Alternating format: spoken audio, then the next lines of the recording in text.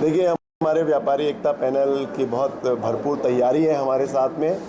और व्यापारी एकता पैनल जो अभी 6 चरण के चुनाव हैं उसमें लगभग 1300 से ज़्यादा की लीड की ओर हम आगे बढ़ गए हैं। और रायपुर का चुनाव 20 तारीख को होने वाला है, उसमें भी हम भरपूर लीड के साथ आगे बढ़ेंगे।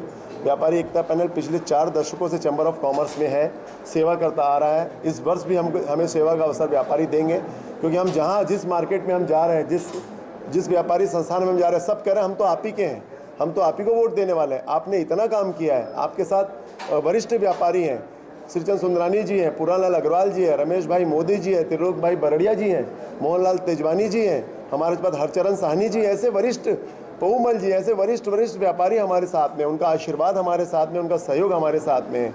तो हम उनके आशीर्वाद से हम चल रहे हैं। और लगातार हमने ये तय किया है कि जो छोटे दुकानदार हैं उनके लिए हम सुध बुध लें, हम उनका काम करें। साथ साथ हम अपना ऑनलाइन एक पोर्टल लेकर के आएँ, 24 घंटे की हेल्पलाइन लेकर के आएँ।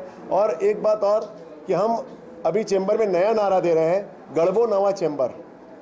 जैसे मोदी जी कह रहे हैं ना न्यू इंडिया, और हमारे मुख्यमंत्री जी कह रहे हैं कि गढ़बो नवा छत्तीसगढ़, तो हम कह रहे हैं कि गढ़बो नवा चैम्बर। एक नई अवधारणा के साथ चैम्बर आपके बीच में आएगा, एक नया चैम्बर आपके बीच में आएगा, क्योंकि सारे युवा साथी इस बार हमारी टीम में हैं। तो हम यही लेकर के चल रहे हैं कि दिन रात मेहनत करके हम चैम्बर और व्यापारियों के लिए सेवा करें, व्यापारियों को लगे कि उनका परिवार, उनका भाई चैम्बर ऑफ कॉमर्स है।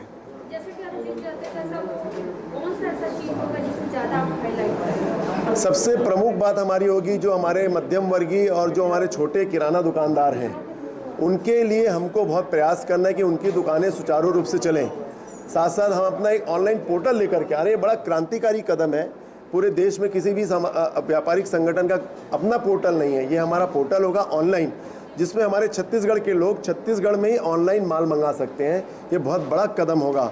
उसके साथ साथ जो हमारे उद्योगपति हैं, उनको जो बिजली में असमानता है, हम उसके लिए भी बहुत प्रयास करने वाले हैं।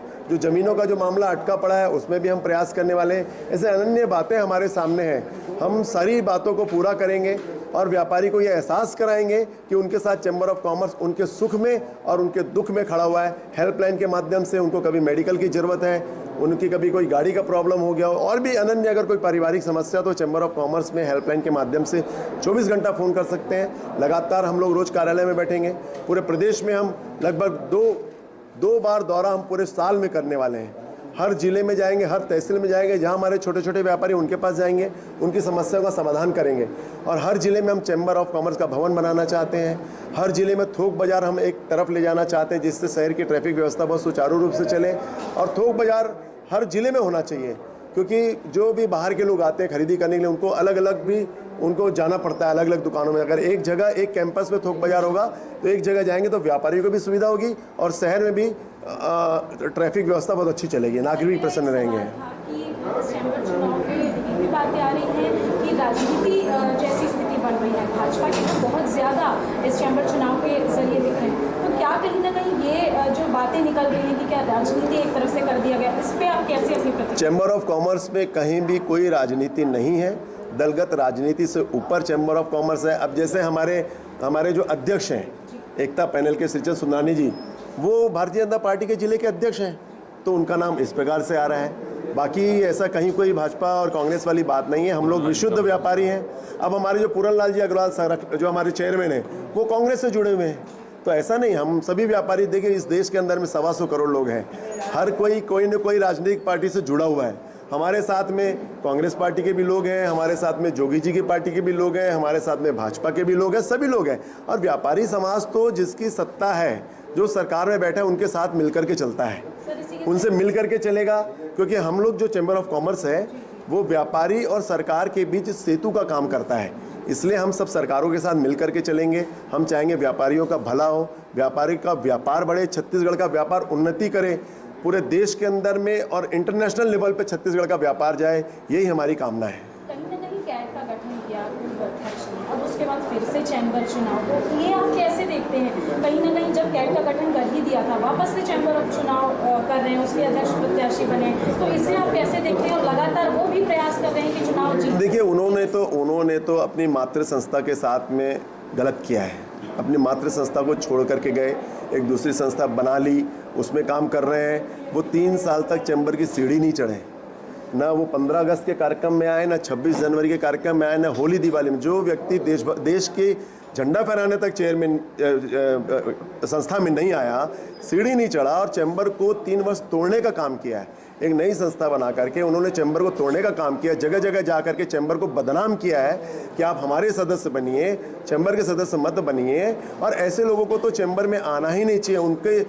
अगर वो अपने गिरेबा में झांके देखें तो वो बहुत गलत कर रहे हैं। लेकिन ये चुनाव है, कोई भी चुनाव लड़ सकता है, हम बिल्कुल स्वागत करते हैं, लेकिन एक आदमी का एक ज़मीर होता है। वो ज़मीर अगर आदमी अपने आप को तौल के देखे तो उसको लगेगा कि मैं गलत कर रहा हूँ। अगर मैं किसी संस्था में हूँ तो मैं अच्छा राष्ट्रीय संस्था में, हमारे भाई हैं वो राष्ट्रीय संस्था में रहे, हम लोग प्रदेश की संस्था चलाएंगे, मिलजुल करके अपनी बात राष्ट्र तक पहुँचाएंगे। लेकिन वो मुझे ऐसा लगता है कि वो अगर यहाँ आना चाह रहे हैं तो उनके कहीं ना कहीं मनसा में दुराभाव है, उनकी कहीं ना कहीं मनसा में दुष्परिणाम है कि वो चैम्बर को ख़त्म करना चाहते हैं, कैट में मिलाना चाहते हैं, या क्या करना चाहती है मेरे को नहीं पता, लेकिन उनकी भावना अच्छी प्रतीत नहीं होती है व्यापारियों के प्रति। संकल्प पत्र आपने भी जारी किया है, संकल्प पत्र उन्होंने भी जारी किया है, कैसे देखते हैं कि आप वो इस संकल्प पत्र को बखूबी निभा पाएंगे? आपके भी वादे उसी तरह है, उनके भी वादे। देखिए, मैंने तो अपना संकल्प सबसे पहले लिया था।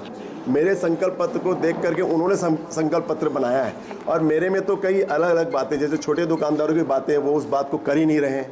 मैंने ऑनलाइन पोर्टल की बात अपनी कर रहा हूँ, वो उनके पास कोई योजना नहीं है ऑनलाइन पोर्टल की। हम 24 घंटे की हेल्पलाइन व्यापारियों के लिए शुरू करें। व्यापारिक समस्या के साथ साथ अगर उनको परिवार में भी कोई तकलीफ हो तो भी चैम्बर ऑफ कॉमर्स उनके लिए खड़ा रहेगा। मैंने कहा ना कि हम नई अवधारणा चैम्बर की लेकर के आ रहे हैं। अगर कोई व्यापारी चैम्बर से जुड़ा है, या वो व्यापारी है चैम्बर से जुड़ा भी नहीं है, अगर वो कोई मदद चाहता है तो चैम्बर ऑफ कॉमर्स 24 घंटा उस व्यापारी के लिए खड़ा रहेगा। ये मैं आपको विश्वास दिलाता हूँ, क्योंकि मैं आज पिछले 28 वर्षों से व्यापारियों के लिए काम कर रहा हूँ। 1992 में मैं चैम्बर ऑफ कॉमर्स की मैंने सदस्यता ली थी, जब मैंने अपनी राइस मिल शुरू की थी। मैं 17 वर्ष राइस मिलों का अध्यक्ष रहा। जब मैंने राइस मिल का काम शुरू किया, जब 350 राइस मिलें थी, आज 1900 राइस मिलें। लगातार राइस मिलों के सम्मान को बरकरार रखते हुए जो सत्ता में सरकार थी उनसे बातचीत करके राइस मिलों का सम्मान दिलाया, राइस मिल व्यवसाय को बढ़ाया। आज सारी सरकार धान और चावल पे सारा वो चलता है, तो उसको हमने बखूबी निभाया है। डे टू डे सरकार से बात करना, अधिकारियों से बात करना, हमने काफ़ी कुछ सीखा है। इसलिए वो अनुभव मेरे पास में है कि मैंने नेमीचंद श्रीमाल जी से लेकर के जितेंद्र बलोटा जी तक के साथ मैंने काम किया है, श्रीचंद भैया, पूरनलाल जी अग्रवाल, सबके साथ काम किया है। एक अनुभव का भंडार मेरे पास में है कि किस प्रकार व्यापारी की समस्या का समाधान करना है। तो उससे हम लड़ेंगे और व्यापारियों को लगेगा कि ये हमारा सही चैम्बर है, नया चैम्बर है, जो व्यापारियों के सुख दुख में 24 घंटा खड़ा है। थैंक यू, धन्यवाद आप सभी का बहुत बहुत। देखिए